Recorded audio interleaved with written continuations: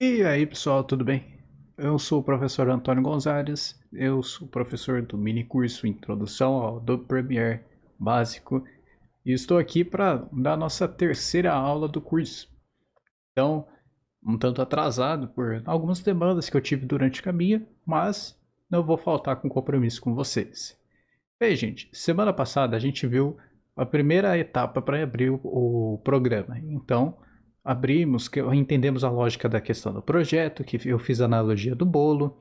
A gente entendeu as abas de workspace. Então, a gente viu a editing, a effects, a graphics, color, onde eu mostrei basicamente. Além disso, vimos também a aba de Effect Controls, Audio Clip Mixer, metadata, o que significa a prévia do vídeo, o nível de volume, a linha do tempo, as ferramentas e a biblioteca. Nessa aula também, inclusive, eu ensinei como mexer nas ferramentas de seleção, Track Select Forward, Ripple, né? E Type Tool. Basicamente, de selecionar, de movimentar todo um conjunto de itens, fazer o corte e adicionar um texto. Bem, basicamente foi isso. Mas o que faltou para nossa aula para a gente seguir em frente com mais conteúdo, para que a gente aprimore nossos conhecimentos? Faltou um conhecimento bem essencial que naquela aula ia ser muita coisa, mas eu decidi passar agora que vai ser mais tranquilo, que é a lógica das camadas. Bem, a linha do tempo ela vai funcionar por várias camadinhas, seja de áudio, seja de vídeo. E a que é mais evidente para vocês entenderem alguma coisa sobre isso vai ser quando eu adicionar um arquivo dentro da linha do tempo. Então eu vou pegar aqui o vídeo do Patrick dirigindo o cavalo marinho. Beleza, eu vou dar uma mutada no som. Opa, mutei o lado errado, é aqui. E aqui estamos. Eu vou adicionar uma camada de texto e vou escrever, sei lá, sabão. Eu não vou me preocupar em deixar bonito e tudo mais, mas vamos entender a questão das camadas. Bem, dá para observar na linha do tempo que ela tem várias partes e ela é separada em duas. Ela é separada em camadas de vídeo, simbolizadas pela inicial V e um numeral à frente, e as camadas de áudio, que tem o A de áudio e um número à frente. O que significa? Significa que a primeira camada vai ser simbolizada por V1, a segunda camada V2, V3 e assim por diante. Você pode ir adicionando mais camadas ao longo do tempo. Com o botão direito, Add Track. Enfim, mas o que importa nisso daqui? Importa que o funcionamento de camadas se dá como se você arrumasse a sua cama. Como assim? Bem, se você arruma a sua cama, você vai fazer o seguinte, você tá lá, o colchão sem nada. O que você vai pegar? Você vai pegar a roupa de cama, a parte de elástico, colocar primeiro. Depois de ter colocado o elástico, né, o lençol com elástico, você vai colocar o travesseiro. Após o travesseiro, você vai colocar uma coberta. O que isso tem a ver com as camadas? Significa que você vê que para montar a sua cama, para você arrumar ela, você vai você vai fazer todo um processo, o elástico, o travesseiro e a coberta. O que você vai ver no superficial? Vai ver a coberta, mas significa que a roupa de cama, que é o elástico, e o travesseiro não vão estar ali? Elas estão ali, mas elas estão embaixo. Mas o que está mais à superfície é a coberta. O que significa isso? Quanto mais acima, mais evidente vai estar, mais a superfície vai estar. Então, quando a gente está olhando aqui, ó, no V1, nós estamos notando que está o vídeo do Patrick no cavalo marinho. Mas acima dele está a camada de texto, que é a camada de sabão, né? O texto sabão. E o que aconteceria se deixasse sabão abaixo do Patrick? Eu vou pegar aqui o meu arquivo de vídeo e vou arrastando para cima. Olha só, sumiu o texto. Significa que sabão não está mais ali? Não, sabão ainda segue ali na minha linha do tempo. Mas o vídeo é como se ele cobrisse a fonte sabão. Mas por que que acontece de que quando eu passo o vídeo para cima, ele só some, mas o texto não? Porque o texto, ele é uma camada que ele só vai preencher onde está a fonte. Então, vai preencher o formato do S, o A, o B, e o tio e o O. Vai preencher esse lado. Mas o resto, que é dentro da fonte e fora, vai tá vazio, vai estar transparente. Por isso que ele vai ainda aparecer o vídeo sem que ele cubra tanto assim. Olha que interessante. Então, isso funciona não só para texto, mas vai funcionar para imagem e outros vídeos se você for adicionar. O funcionamento da camada, o mais evidente é assim, né? O de áudio você não vai ter uma coisa tão, né, assim, não vai ter um som que vai ser mais alto que o outro. Vai ser basicamente uma mistura de sons. Vamos agora entender a parte de som. Então, som, gente, é uma coisa que é fundamental para o seu vídeo. Então, para você tornar agradável que uma pessoa queira assistir o seu vídeo, é importante que o seu som ele esteja adequado a um nível que seja fácil de ouvir, de compreender o que está acontecendo, mas que também não seja estourado, para que as pessoas não se incomodem em assistir seu vídeo. Então vamos pegar o próprio som aqui do Patrick, ó. Ah, é claro, eu mutei. É um dos botõezinhos que tem na camada de áudio, é o mute e o solo. Que o solo, no caso, ele só vai, de todos os volumes, todos os sons que vai ter, é só ele que vai tocar. Mas como não é o caso, eu vou desmutar e a gente vai ver. Reparem aqui, ó, nessa parte do vídeo, que é o nosso nível de som.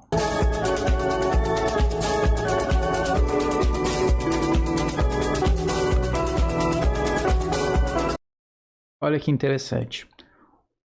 O som, ele é medido em decibéis. O nosso vídeo em si, ele está batendo direto aqui, mais ou menos, tendo oscilações para cá. O que eu posso fazer para reduzir o som num geral? Em um geral, eu quero reduzir o som. O que você vai mexer? Você vai mexer no nível desse som. Aqui, ó, quando você clica no vídeo, ele vai aparecer as opções de vídeo, né? Do motion, né? E tudo mais. E você vai ver a opção de áudio. Nessa opção de áudio, nós temos o nível. No nível, nós temos aqui 0 decibéis. Significa o quê? Isso aqui é o ganho ou a perda de decibéis. Quando a gente tem um vídeo muito alto, nós queremos que o nível dele seja mais baixo. Nós queremos que ele perca um determinado nível de decibéis, que ele seja menor do que o vídeo em questão. Se a gente acha que ele está mais baixo, nós precisamos dar um ganho de decibéis. Como é o caso daqui, nós temos um vídeo que ele está indo lá no 6, um pouquinho aqui na metade. Então, o que a gente vai fazer? A gente vai pegar aqui e vai diminuir. Ah, eu quero diminuir, sei lá, 14. Vamos lá. Olha ele ali, ó.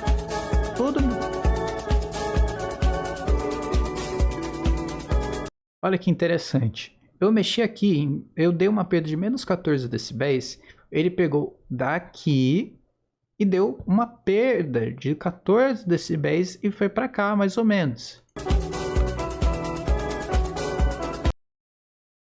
Olha que isso é muito interessante, porque todo o som do vídeo ele foi reduzido. Ele teve uma perda de 14 decibéis. Significa que você está ouvindo 14 decibéis abaixo do que estaria ouvindo normalmente.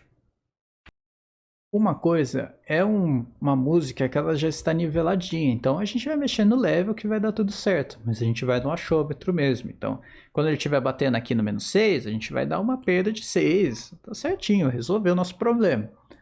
Agora, quando a gente tem, por exemplo, um áudio de pessoas conversando, há momentos que umas pessoas elas vão falar mais baixo, há outros momentos que as pessoas vão falar mais alto. E aí, como é que você vai resolver? Você não vai simplesmente mexer no level. Por quê? Por causa da pessoa que está falando mais alto, você vai abaixar. E isso não vai se trazer, porque vai piorar um problema da pessoa falando mais baixo. Então, o que antes eu ouvia assim, você vai passar a ouvir. Esse é um problema. Então, se você aumentar por causa da pessoa que está falando baixo, vai ficar super estourado por causa dessa outra pessoa falando alto. Então, não é o que você quer. O que seria interessante? Seria interessante você utilizar um limitador. E há uma regra que pelo menos eu sempre vi, e eu vou passar a vocês, que é o volume audível, que é claro, ao mesmo tempo que, ele é claro, o pico, sem que seja estourado o som. Qual que é o limite? Olhando aqui, no nosso nível de som, é no -12.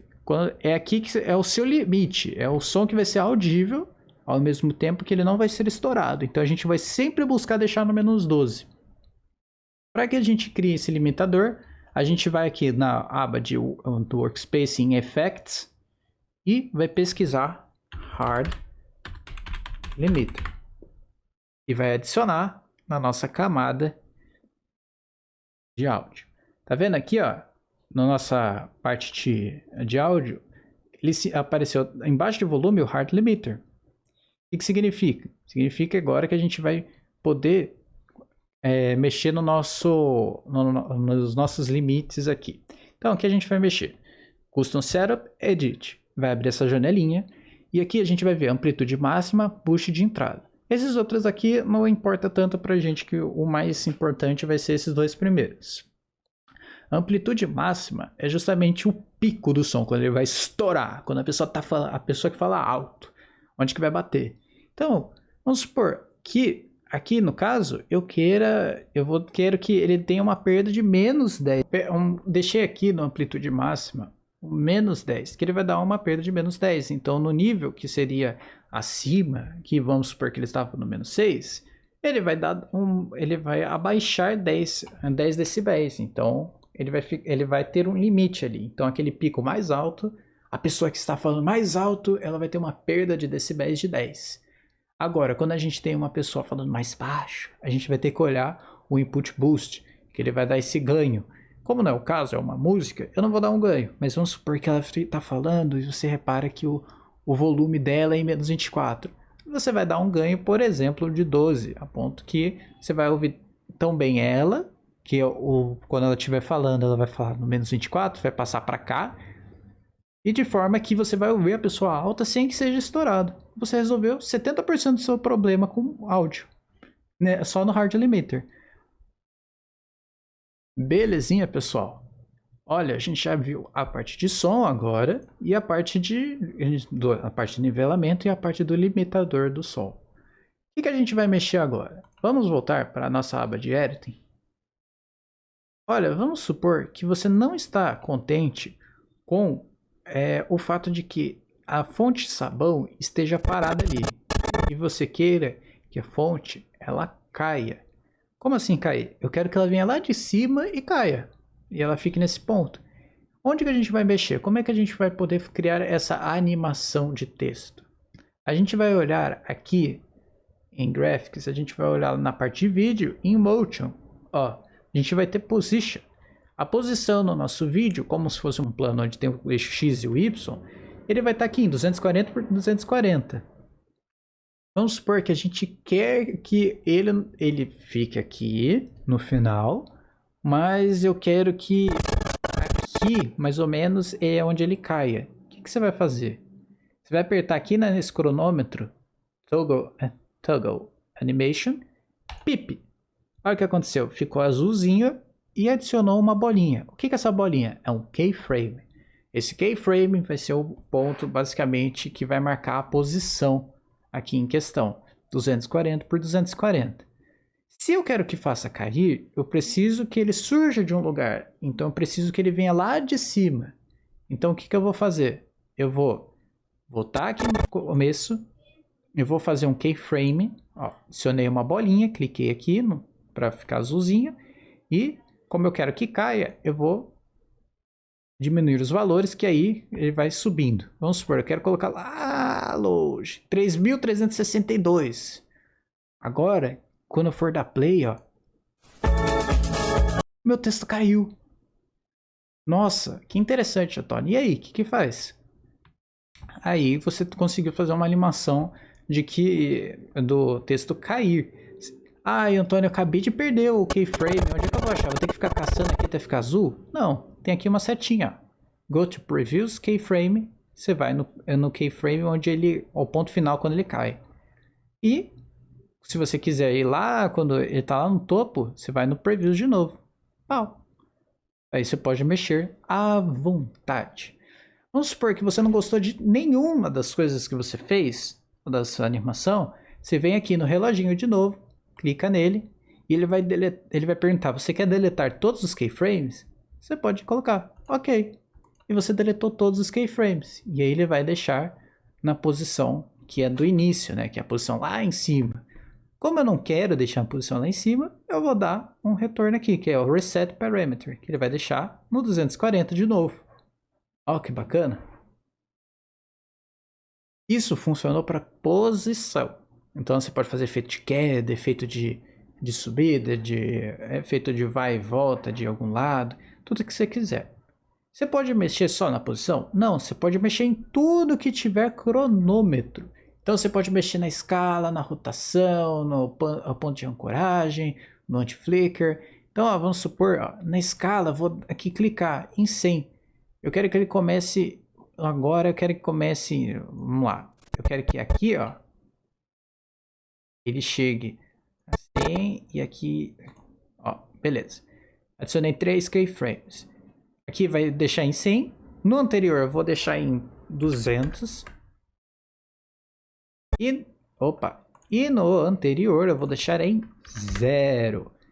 Olha o que vai acontecer.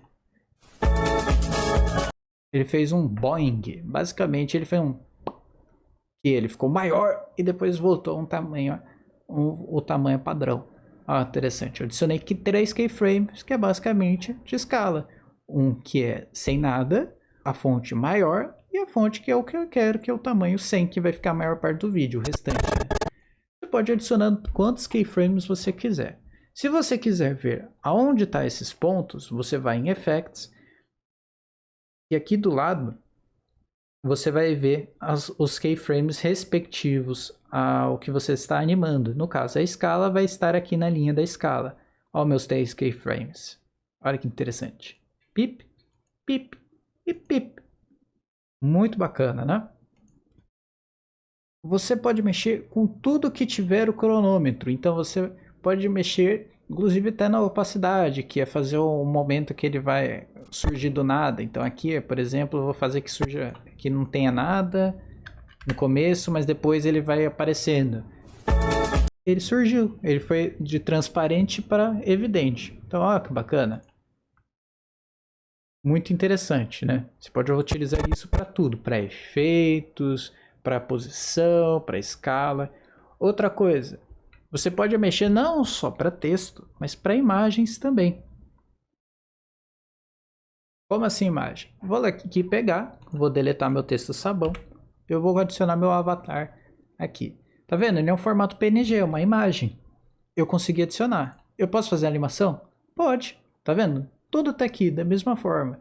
Então vamos supor, eu quero que esse personagem ele seja menor. Então você vai lá em escala, mexe aqui. Quero que ele cresça na real. Então vai lá, clica no cronômetro. Vai lá no começo, você vai definir o quanto você quer. E eu quero que aqui no início ele não seja nada. Ele surja. Tá vendo? Ele brotou. Muito bacana. Você pode usar isso para imagem, para texto, para vídeo, para o que você quiser. Para o que você quiser. Seja um arquivo visual. Então, o que é uma outra coisa que você pode utilizar? Vamos supor que a escala você esteja incomodado. Por exemplo, a imagem, tô achando aqui, não tá legal, tô achando esse boneco cabeçudo. Então ele tá grande na horizontal, né? O que a escala faz? Ela dá um acréscimo no horizontal e no vertical da imagem. Então ele vai aumentar proporcionalmente. Mas vamos supor que eu não queira que esse tenha um ganho proporcional. Eu quero que o eixo do comprimento seja maior do que a da altura. Então eu vou aqui Nesse Uniform Scale, eu desativo. E agora vai ter a opção de Scale Weight e Width, que é você mexer basicamente no comprimento e na altura. Então, se eu for mexer aqui, ó, eu vou mexer nesse comprimento da imagem. Então, eu vou deixando ela mais achatada. Você pode, inclusive, animar isso daqui. Então, vamos supor, estou achando que está muito cabeçudo. Eu vou diminuir para, sei lá, 90. Ó, que agradável. Mas vamos supor que você queira fazer que nem aqueles memes lá, que a pessoa fica super esticada. Você vai lá, vai um widget, e aqui você vai lá e adiciona e vai aumenta o valor. Sei lá, quer colocar 700. Aqui, ó. O que vai acontecer? Achatou. Que bacana. Ah, eu não gostei, não tô achando legal você fazer essa animação com o negócio uniforme. Então você vai lá, deleta o keyframe, volta para o parâmetro original e volta a escala uniforme. Pronto. Vai acrescentar de novo proporcionalmente.